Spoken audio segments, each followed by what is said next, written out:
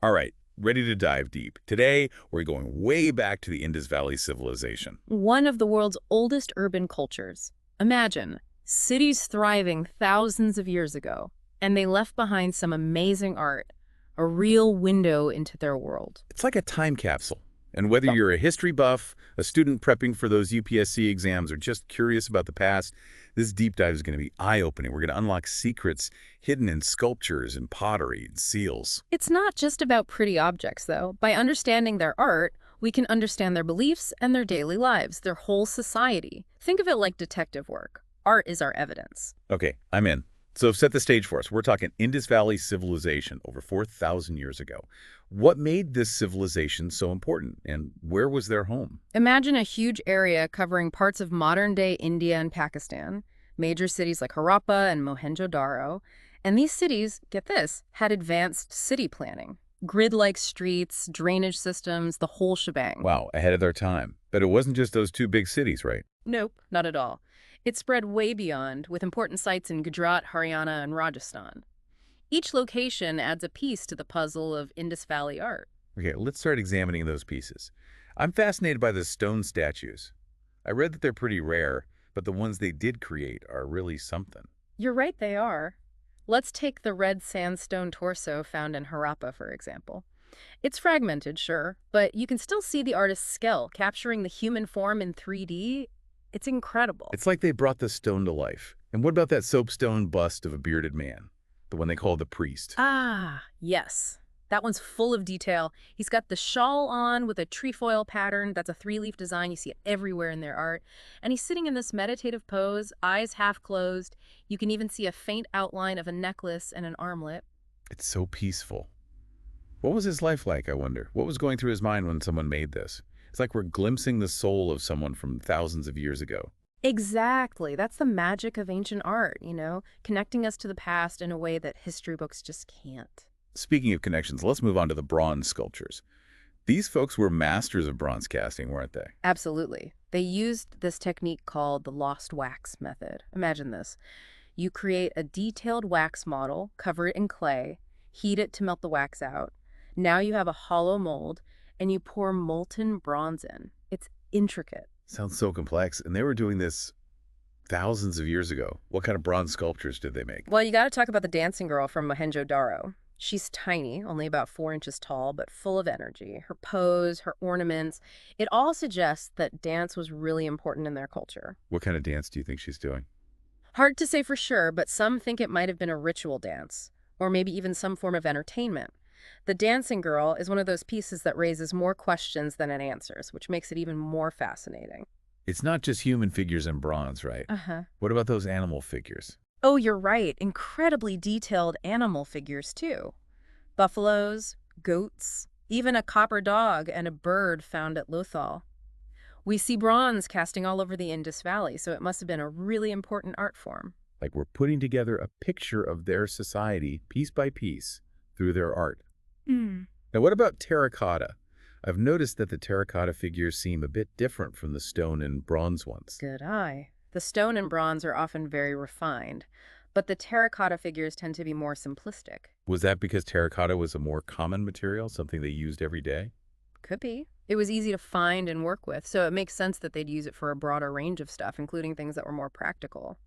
But here's something interesting. In some areas, like Gujarat and Kalibangan, the terracotta figures actually get more detailed. Oh, so there's regional variation even within their art. Exactly. And even though they might not be as intricate as those bronze pieces, the terracotta figures give us these glimpses into their daily life. We see people doing everyday things, toys like carts and whistles and all sorts of animals. It's like we're peeking into their world. It seems like terracotta was a big part of their lives. Yeah. Beyond just art. What about those mother goddess figures I keep hearing about? Those are interesting. They're these little female figures, often with exaggerated features, and we think they represent a mother goddess or a fertility deity. They're found all over the Indus Valley, so female deities must have been really important in their society. So we're starting to see themes of religion and spirituality come through in their art.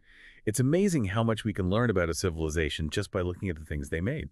It really is. And it's not just the figures either. We also find a ton of everyday objects made of terracotta, like pottery. Hmm. And speaking of pottery, it's like a window into daily life in any ancient civilization.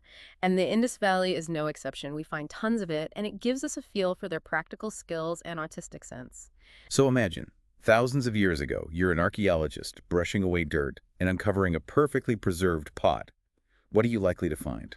What did their pottery look like? Well, first thing, you'd see they knew how to use a potter's wheel. They made a huge range of shapes and sizes, from big storage jars to little cups and bowls. A pot for every purpose. Hmm. What about decorations? Plain or fancy? Oh, they definitely had an eye for design. We find plain pottery and we find painted pottery. The painted stuff is especially interesting, it tells us about their artistic preferences, maybe even their beliefs. Tell me more about that. What kind of designs did they paint? One common thing they did was use a slip. It's a thin coat of liquid clay, like a base coat, red or gray usually, and on top of that they'd paint designs with black pigment. You often see geometric patterns like circles and triangles and stylized plants and animals. Sounds very elegant, almost modern with those geometric designs. Any regional differences like we saw with the terracotta figures? Oh, yeah, absolutely. Pottery styles varied from region to region. In Gujarat, for example, the pottery is often more elaborate and colorful than what you'd find in Harappa, let's say. So, like today, different regions had their own artistic thing going on. That's cool. Any famous examples of Indus pottery? Those really special pieces. Quite a few. There's this beautiful painted jar from Mohenjo-daro. It's got this gorgeous bulbous shape decorated with black designs on a reddish slip. They combine geometric patterns and stylized plants. Really shows off the potter's skill. It sounds beautiful. I can most picture it on a shelf in someone's home, being used and admired. And speaking of things that were admired, we can't forget about the seals. Those weren't just functional, they were miniature art pieces. The seals, yes. We touched on those before, but I'm ready to dive deeper. What's so unique about them? Well, first of all, there are so many. Thousands found at Indus Valley sites, mostly made from steatite, a kind of soft stone. But they used other stuff too: agate, chert, even copper. Wow, that's a lot of seals. And they're all carved with images, right? What kind of images? You'll see all sorts of animals: bulls, elephants, rhinoceroses, tigers. Oh, and then there are these mysterious creatures, like the unicorn. Maybe it had some mythological meaning. A unicorn. Well, okay, now I'm really interested. What do you think the unicorn meant to them? Hard to say, really. We haven't cracked their rating system yet, but who knows? Maybe the unicorn with that single spiraled horn represented power, purity, or a connection to the divine. Like each seal is a little puzzle. And these weren't just decorative, were they? I mean, they had a practical use too, right? You got it. They probably used them like stamps to show ownership of stuff or to mark documents. So like a signature and a trademark all in one. But I get the feeling they had a personal meaning too, almost like good luck charms. Exactly. Lots of scholars think they were personal amulets too, maybe for protection or to symbolize the owner's identity. So much meaning in something so small. Speaking of small, let's talk about the beads and ornaments. The details in ancient jewelry are always amazing.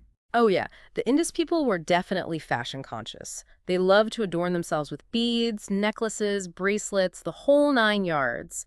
And their skill with different materials is really impressive. What materials did they use? Was it all gold and diamonds?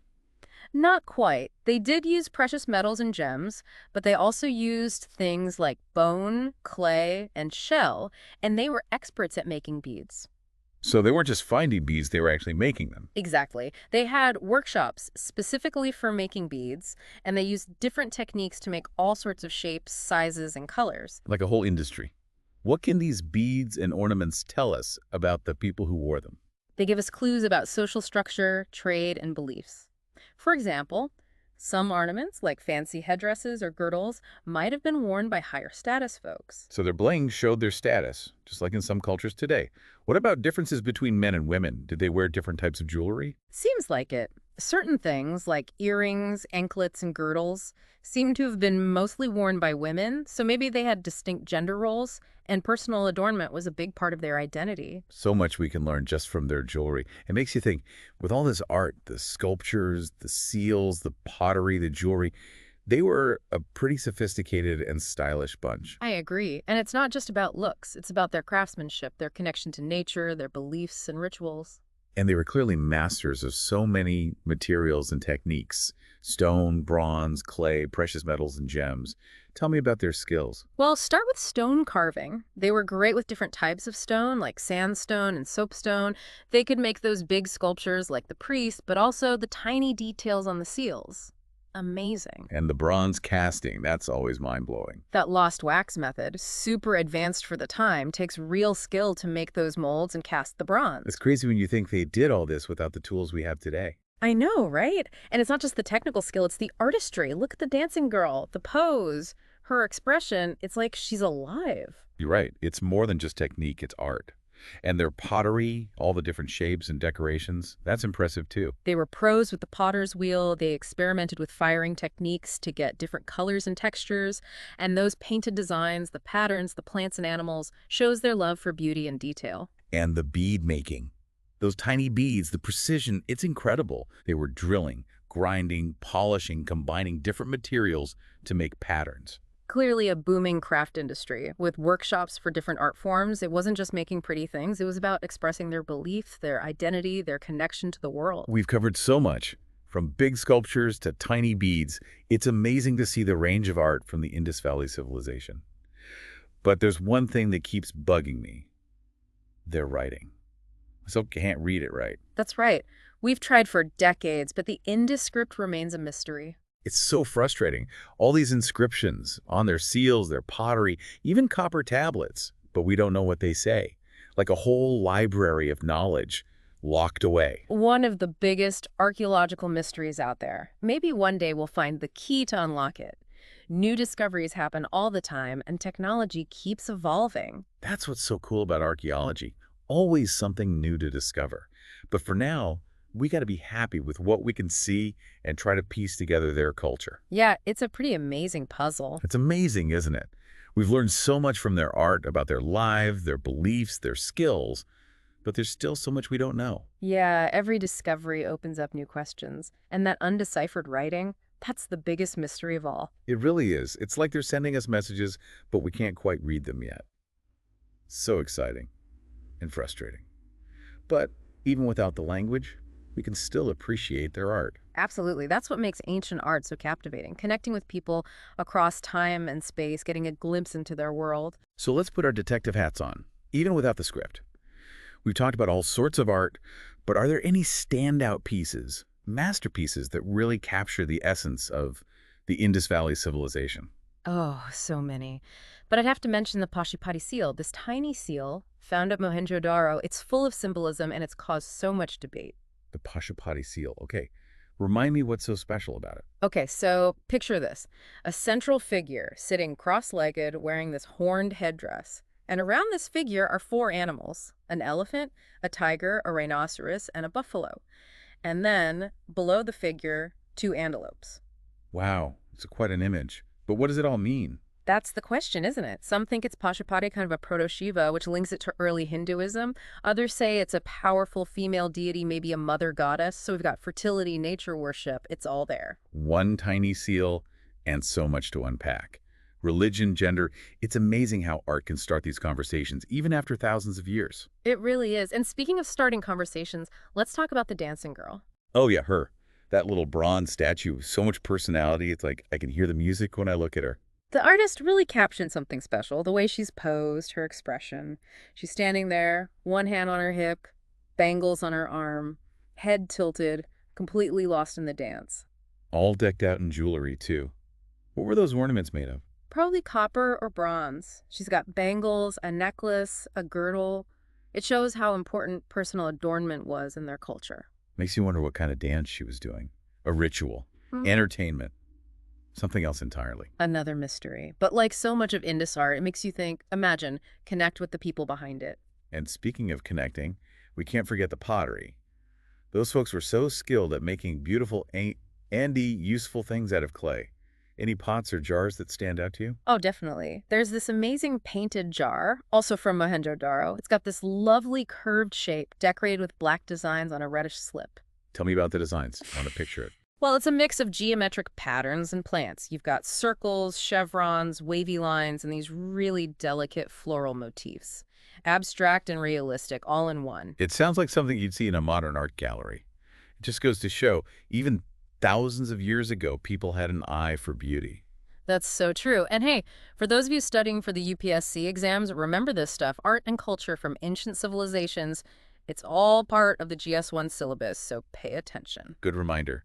That dancing girl might just show up on your exam. But even if you're not studying for exams, learning about these ancient cultures is fascinating, right? Absolutely. And as we wrap up our deep dive into Indus Valley art, I want to leave you with this thought. We've seen their sculptures, seals, pottery, jewelry. We've marveled at their skills, their beliefs, tried to imagine their lives. But remember, we're only seeing a tiny part of what was. What do you mean? Well, so much art has been lost over time. Natural disasters, decay, or just waiting to be found.